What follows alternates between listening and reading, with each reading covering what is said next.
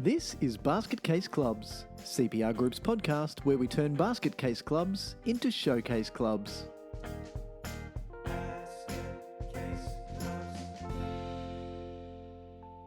Hello everyone and welcome back to Basket Case Clubs. My name is Michael Connolly and it is my pleasure to be your host on today's episode where we'll be talking more about showcasey goodness than basket casey goodness. With Steve away today, I'm actually flying solo. So I will give you a little introduction and then I'm going to introduce a couple of wonderful people who are hard workers from their local community. And this is continuing our disaster recovery mini-series. So this is the second episode where we've got a story about the Mango Hill Progress Association. Now, these guys got smashed in the 2022 floods. It's not a massiit haul, and it's kind of, one of those old school buildings that was, we used to call them a demountable when I was at school, but it was converted, so it's been extended a couple of times, and it's got the most beautiful timber floor in it, so you can imagine how heartbreaking it was to see it, more than a foot, the floor of it more than a foot underwater. So with the help of the City of Moreton Bay, they've been able to do a really good job in recovery and the rebuilding effort here. But this is the story from a couple of people who are the members of the association and very close residents as well, from Aimee and also from Laurence. So they've both been involved with the Progress Association for quite a long time and running the hall. And we're going to hear from a couple of perspectives. So with Aimee, in Aimee's interview, she kind of talks a bit more around the perspective from the community and obviously there's that level of community connection to the hall. And then with Laurence, Laurence has been involved. Laurence is one of those great volunteers, the serial volunteers involved in lots of things all the time. And Laurence, he's salt of the earth and a really hard worker, but one of those blokes that you just love spending time with because he's a good bloke as well. So what we're going to do through this episode is gain some insights from their experiences so that I hope you can get some really practical strategies so that you can prepare your organisation for natural disasters. Now, while this mini-series is focusing on the 2022 floods in southeast Queensland, a natural disasters are natural disasters. A lot of the things that we'll be going through and that the people involved in our interviews talk us through apply regardless of what's happening. So I know, where are we now? It's October 2023, and we're looking like we're going to have a fairly dry summer this time. So, what happens when it's dry is the fuel load goes up and then we end up with bushfires. So this is Australia, where it's a pretty rough climate. If you live in the north, you get smashed by cyclones. If you live in the south, you get floods. And pretty much if you live anywhere that's dry, there's a risk of bushfire as well. And you've got to consider that where our community facilities are built, they're often in places that it's not appropriate to build housing or warehouses or industry because of things like being on floodplains or reclaimed landfill sites. So it means that often our clubs and associations are the ones who get most hammered. The upside is obviously that there's usually some good support, but that's not guaranteed because when you look at the cyclones up north or the floods in Townsville a few years ago, there's only so much money to go around. And so it's really important that organisations do what they can so that, and if you're in a floodplain and it floods, there's nothing you can do about it. You can't hold back the water like Moses. You've just got to then do what you can. And so we'll talk through how these guys were able to get prepared. And then obviously in the recovery efforts afterwards, but there's a lot about preparation in here as well. And Laurence will talk us through some of that. So Aimee Pace is going to talk us through a little bit of her personal experience during the floods. And what was fascinating here is how attached to the hall they felt after the floods. And Aimee shares the experience of how it's nearly as bad as it being your own home and your own belongings because you're so connected to our community facilities. And she's also got some great advice for other clubs and associations in helping you guys prepare for natural disasters as well. So we'll hear how the association was impacted by the flooding prior to 2022, which actually kind of prepared them well for the floods in 2022. So while the floods were an absolute pain in the ass when they happened again last year, there's a bit of a silver lining in that having been through it before, they knew what to expect, and then they were able to prepare well once the flood alerts started coming in. And then we'll hear about the cleanup process as well. Laurence is going to talk us through how important disaster planning documents are so that you're prepared for these sorts of things as well. and then talk us through some resilience measures that they've now put in place during the recovery most recently so that they're even better prepared for next time. And like I said, you're not going to be able to stop flooding and you're not going to be able to stop a bushfire, but the better prepared you are, the better you'll be able to limit the impacts and limit the long-term damage.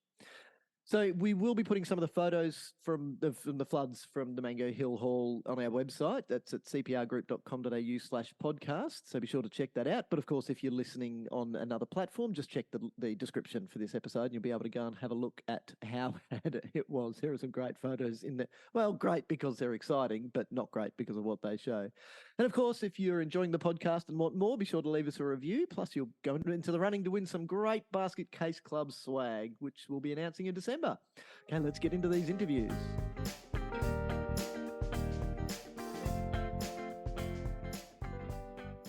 Okay, so as you know, it started getting pretty critical on the Friday. That's when we started really looking and watching water levels around the house and keeping an eye on things. By Sunday afternoon, the kids and I kind of got a bit worried about it when we started looking at the tow truck outside our house that was retrieving flooded cars from down the road, that we then thought we might need to act on it. So we went out, had a look, assessed. The flooding was coming up the road. People were personal items, luggage, everything in their hands, walking right the way up through the water, through the flooded water, and it was 2 driveways away from us.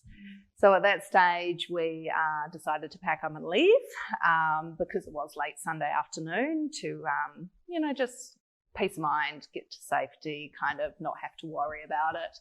And we did. We called a friend and, we decided to leave. And I think the hardest part was when we actually got in the car and my daughter, who then was 12 years old, kind of broke down. And she actually said to my mate, and she said, it's the first time I've actually felt safe this weekend.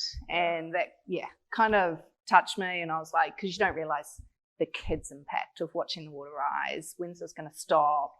Their natural fear, I guess, that kind of comes into it. As a parent, as an adult, we're going to be okay. It's just water, we'll leave. But she got quite upset for it. And so then it was the best thing that we just kind of left. Didn't really know what to expect until we came home the next morning. So the street was in clear, and we were thankful that it did not get our house. I do have a separate salon at the front of the house that did get water in it, but it was just minor surface water and stuff like that. So it was pretty minor surface area, easy clean up and that kind of thing. But I think the impact definitely on the kids is still felt. I know when it rains a lot, it still makes them edgy now. Yeah. I remember when it was raining last year, it was day after day after day, and I thought this feels a lot like when you remember just consistent, and we're starting to hear murmurings of waters rising and dams getting overfull. Yep. So I can certainly, even as an adult, sympathise with that. Yes. And as a kid, you don't have the same, No. as you said, grasp on the reality that it's not going to, there will come an end. Yeah, yeah. So can you then maybe talk us through your involvement with the cleanup efforts here at the hall? Yes, so obviously the call got put out by Laurence that they needed Mud Army, and we've always been involved in the community and do what we can. My kids love it. They've been part of it for 9 years of their life.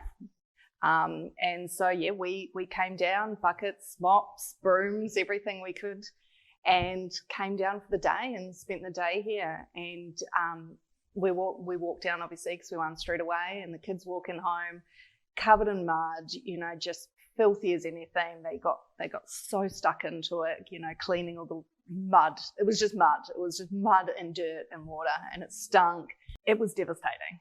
Obviously, the water had receded, and then it was just, the aftermath, really. We didn't know because we hadn't come down here, obviously, over the weekend. We didn't know how high the water had risen. So seeing the watermarks, seeing the debris up the high fences on the tennis courts was just overwhelming. Like, it was just like, wow, to think, this is, our area. This is a park that we come and play all the time at. This is our hangout. It was devastating. It was really devastating. But and do you think that that's part of the reason that the kids were so committed to the cleanup? Because it's part of their yeah.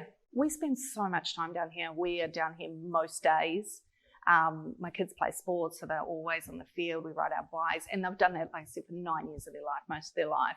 So yeah, to see it like that, they were just, okay, let's clean. Let's just get stuck in. Let's get it back to what we know and love, so we can play, so we can enjoy it, so we can have fun. Yeah. And the broom, I remember my daughter on the broom was like just brooming the fence, the wire fence, because it dried a bit. And it was a stinking hot day too. It was 34 or something like that. It was actually a very warm day. It was Mother Nature does. Yeah. Plus the moisture, of course, it was there. Yeah. Because I remember my daughter complaining about her back because that's all she did was like scraping with the broom and getting So yeah, it was great. It was good. Yeah, I know. It's just amazing to be a part of, and we talk about it all the time. My kids mention it all the time. But it brought the community together even more so. We had basically 3 days, and at the end of day 3, which is Thursday, well, there is a photo I've got that has someone is sweeping further down, and the with the gurney and the mud. There's the back part is all beautifully blue. And this kid comes down the ball and starts throwing the ball, in behind. And I'm going, you could do this, mate, But I took the photo just to purely show that some people care and some people say, wow, let's do it, This bit's clean, let's play. Yeah. The courts had only been done, how long before had These the courts were been actually repolished and all that sort of stuff. When were the courts resurfaced? Oh, actually, it was during the COVID time. So we actually, so it was about while COVID was on, we did lots of things, capitalise on the time frame, etc. But it was really the community input. But the part that I'll talk about really is we had a little bit of experience in 15. Anzac Day 2015, 100 years of the Gallipoli. We had 1,000 people out there. Okay, we had just horses and donkeys and everything like that, plus just the normal thing we've done. We did an 18 with Armistice as well, but that was the 25th of April, a beautiful Saturday afternoon. The following Friday, there was 320 odd mils in southeast Queensland, a lot of it based on the northern suburbs, and every creek in Brisbane and surround just went up like this. It went down very quickly, but it actually, for the first time, it put about that much water through just under the 6-inch mark, which is covered, so it didn't affect the hall too much. And we just got it was dirt. It was very dirty, but it impacted a lot of homes, the lower lying homes. Maybe just the final question I'll ask will be: have you got any advice for other people across the Moreton Bay region? You sound like a very community-oriented family. Have you got any advice for other people when disaster strikes, regardless of a flood, a fire, or anything else, based on your own experiences and your philosophy? I think it's just, help out. Just help out where you can. If you're dry, help someone who's wet. If you see someone wading through the water and doesn't have a place or doesn't, need help, and that's what we did, literally. Like, we just helped where we could, and that's how we got it all back to normal, and that's how we recovered. And it might just be help of like phone calls, or helping someone clear out their house, or helping giving someone a place to stay. My friends did that for me, open their house. And it's just help out. So 20. Do you want to just talk through the 25th? So did 20 maybe from 2011? Did you get flooded? 2011 did not affect us. That park wasn't even covered. Now that covers pretty quickly on volume rain coming down, and flood tide coming up. Well, sorry, just tides coming up. Just stopping it like that. 15, the water hit so hard for 5 hours, and so much came down, and then of course the tide's there, and my colleague across the road actually saw 2 waves of water coming back and forwards. That's why he was tired. He said he saw the water recede, he thought he was fine. 15 minutes later, it was back up to about that much underneath his house. That sort of thing there. So we had a little bit of experience with 15, and again, in context, I just spoke to a person. Actually, I did give you a magazine. I took some experiences of different people. Yes. One of those people just, the two of them said, "We've had enough. We cannot experience it again." That's the importance. That little bit of 15 gave us the experience, and that's why we were able to move fairly quickly. Okay.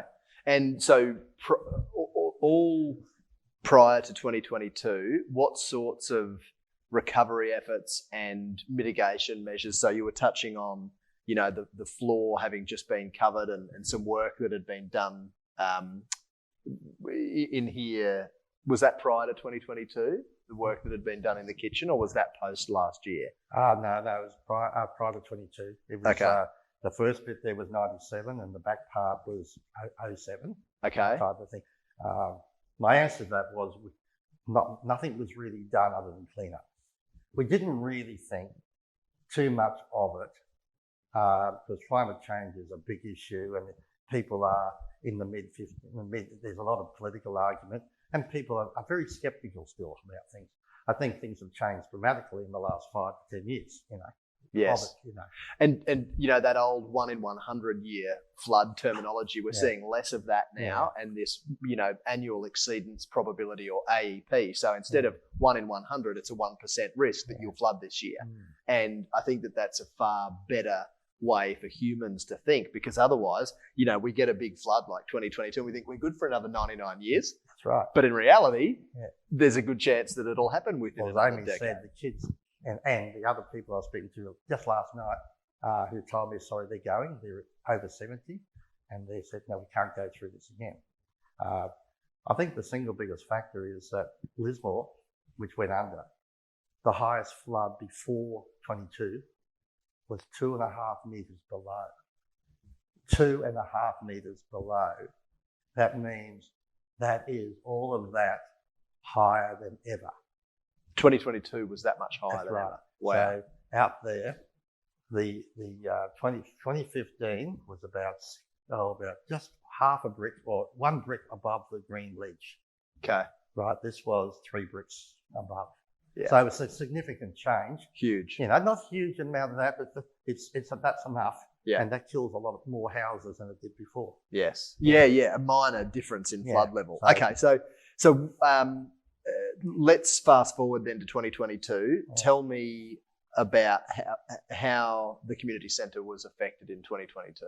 Well, come lunchtime on the Sunday, the 27th, you could see the floorboards, as in the brown board around this building, high right across. It's as flat as, quiet as. The rain has stopped. We're actually believing we've got to the end. We've had, 2 weeks of rain. We've had over 1,200 mils in this village in that time, which is something we've never seen in my time in 45 years. Around about midday, we're looking at it thinking it's over. There's sunshine on the coast. The big radar is leaving the peninsula. We're a bit of a sigh of relief. We turned and said, basically, hopefully. And this is a group of people right beside the water out here. Then that tail, everyone can see on the radar, we started in Noosa and just came down straight and widened and hit Brisbane. For 3.5 hours, we knew we were in trouble. So new people were scurrying and literally scurrying to get vehicles away. And realisation is, I think our friend Aimee has said, it's time to do something. So we couldn't do anything about that except go to our own houses and put up the fridges, go up another block and the washing machines up, and that's all we could do. By 5 o'clock, basically the rain stopped in this area, and the photos will show that the water was right to its highest, and literally we had 1.5 foot of water through the hall, let alone the number of houses in the area increased quite dramatically around. So from lunchtime on the Sunday to 5 p.m, that's how rapidly the water rose? The water rose well over, I'd say 450, 500 mils across the board. And that's a lot more houses impacted. and that's a lot more cars that will get wet, etc. Yes. And some people escaped, just by millimetres. Other people went under, which was, and once the water goes in the house, that's the start of a lot of work. Yes. And So let's talk about cleanup then. So there wasn't sufficient time to get everything out of here. You had to scurry, as you say. Oh, it was impossible, yes. So what did cleanup look like after the 2022 floods? Well, the important thing, we actually had the experience of 2015. It might have only been small in the hall at that stage, but a lot of people were impacted in 2015. The important thing is, there's going to be huge amounts of things that will get thrown out. People need the support, and the net effect of the association was we needed to get council on board immediately. I will have to say this in the most genuine ways. Councillor Jodie Shipway, who's also a Mango Hill resident, we're on the phone, emailing, and at 10 o'clock on Sunday night, we needed skip bins the next day, and we needed them in strategic locations within, particularly Mary Street, Rose Street, and also over in May Street. And we did not know it then, but there were further afield, etc. So the point was to try and get as many skip bins in the area so they could do things themselves. Then we realised, of course, that we had the hall, the tennis court, basketball court. And we just called for the Mud Army, and I put a call out on Monday for Tuesday, and the result was we just had people who left their own places, and it was an incredible reaction from people, young kids to 80-year-olds, etc. And we had the local pastor came down. We had some of the community groups were involved as well, but mainly just as people like Aimee and the kids that came down. Not in huge numbers. It was a working day, but people looking after their own houses, etc. And that's what fascinates me at times like this, Laurence, is that when people are called to their community centre or to their local sporting clubs that they care about and love so much, they'll often even leave their own homes, which have been impacted, to come and join that Mud Army. And I think, it brings the community together in a way that not a lot of other events do. A lot of communities will do that across the world, but this community here is just, look, we are a village, and as they say, they need a village to bring up a child. Well, that's a real factor here. And that tennis court, it's well used. That basketball court, particularly, it's just, and if we only had all the users down here, it would have been even greater. But it took 48 hours. We had a group in the hall doing the hall, and we had groups outside just clearing them up, washing That's down. quick. 48 hours is incredible. 48 hours, we had the court back in action. So let's then talk about post-recovery. What sorts of resilience measures have been incorporated into the hall's repair works so that if there's a next time, or dare I say, when there's a next time, you're in a better position to weather the events? Right. The community hall here in the village is not in the location where you would say it would be a centre to go to, because it's actually in the middle of that hit zone. So the hall itself, this time round, council realised that they needed to build it better. The first 2 weeks after the recovery, we had our March meeting, and then council said, sorry, we are going to turf you out. And of course, if anyone knows how much equipment, goods, chattels we have in the hall here, the photos show that this part of the hall got everything, while the back part, the newer part of the hall, had to be completely refloored, and the side walls to a certain height had to be taken out. We're out for 3 months, but the council did do a terrific job in rebuilding to that height. No one ever knows how high something will go. There was, in fact, an attempt to try and do a lot greater things here, but they realised structurally they couldn't. So it was to do what they've been able to do. So was the hall actually raised? No, the hall couldn't be raised at that point. There has been a lot of discussion in the last several years about upgrading the hall. replacing it, where it might go. But the community here knows that this is our centre, and with basically this is the place for it. It may not be in the greater side areas for flooding situation, but you take away that, and 99% of the time we've got a wonderful community and a great place. Yep. But they could raise it. They could consider other options. We're even considering maybe a bit of land around next door, because houses got flooded next door. Probably not in this stage, but certainly the council did react a lot stronger this time round, and the hall is very, very well used. Good. Yeah. And can you tell me then about the kitchen refit? When did that happen? Well, the net effect was 2 weeks after the flood. We were put out immediately. The kitchen and the whole of the amenities at the back and all of the cupboards all taken out. Everything basically. This part of the hall here was just completely full of everything, and it was refitted to the height of the cupboards right around, and the whole of the floor now has a new, has basically a cement sort of flooring. Rather, it's more resistant. Before it was almost like chipboard and things like that. Yeah. So it's more resilient, but it's still in a flood zone. But then, of course, a third of Brisbane and very many areas are still in the flood zone, and that will never change. And you can't build houses on land like this, so that's why we have sporting facilities and community halls and the like here instead. But it's the community centre it is and has been for the last, 36 years since it arrived. Yep. So the Progress Association basically works with the council, gives advice, we can advocate, and council, to its credit, in the great majority of the time, do listen. May not always come up with the dollars, but they do listen. Good. Okay, so is there any advice then that you can lend to other community organisations, whether it be community hall managers or sporting organisations, to based on your experiences, so to be better prepared or to recover quickly, how to work with your community, anything at all that comes to mind in terms of advice that you can lend to others? It's a difficult situation when the net effect across in development terms, right across almost the whole of our society, is that sporting fields and sporting facilities are built in floodplains. They are on the land that we're not going to build on, maybe if they have enough foresight to do so.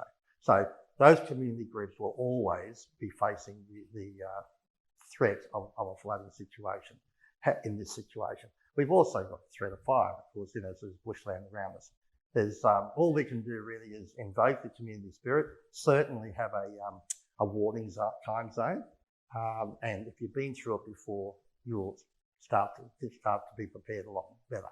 But as far as the actual community itself here, generally speaking, we'd love to have a piece of land on top of the hill, great big expanse, and doing the wonderful things we do here.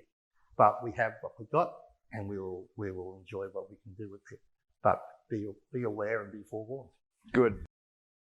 Well, in my working life, I've been part of disaster committees, both by the council and also through the schools. The area we have here doesn't lend itself a lot to anything but preparation. Okay, we are going to get flooded. There are tides, and we hope we don't see this for another lifetime. Maybe we won't, but we are certainly more experienced. And yes, for people to know what the area when they come into it, that it could happen. But on the other side, don't let that sort of thing stop you from enjoying the life. But certainly preparation and responding is just something we have to do. If you've got a problem, you fix it, and you're prepared for the next one. Well, there you go. Thank you so much to Aimee and Laurence for their wonderful insights. It's always great to hear stories like those with people in the community coming together for a joint reason to help and support an association that means so much to so many people. So like they mentioned, they had so many people come down and help support them through the cleanup process that I hope that there might be that little inkling in there to say next time there's an organisation that might be struggling in your community, don't be afraid to put on some gloves and some boots and go and get out there and do your bit to help. So, thank you very much to Jess, our wonderful producer and editor, for putting all of these episodes together. And be sure to follow us on all of the social channels and subscribe to our newsletter so you stay informed about all of the good stuff. You'll find all of the links in the description to this episode. And if you haven't already done so, be sure to follow the podcast on whatever platform you're listening on so you don't miss out on any of the fantastic episodes we've got coming up. There's plenty happening behind the scenes, so you're going to want to stick around, including our next episode in our disaster recovery mini-series. Of course, if you have a moment to leave us a review, that helps to spread the word and find other great people who are interested in the stuff that we're talking about here on Basket Case Clubs and interested in helping their club become a showcase club as well. Plus, if you do leave us a review, you'll go into the running to win some great swag. And we'll be announcing that in December. Thanks again for joining us, and I look forward to talking to you next time. See ya! Basket Case Clubs acknowledges the traditional custodians of the country on which we record, being Yugambeh, Turrbal, Jagera and Kabi Kabi land. We recognise their enduring connection to land, waters and culture, and pay our respects to elders past, present and emerging, and extend that respect to First Nations listeners.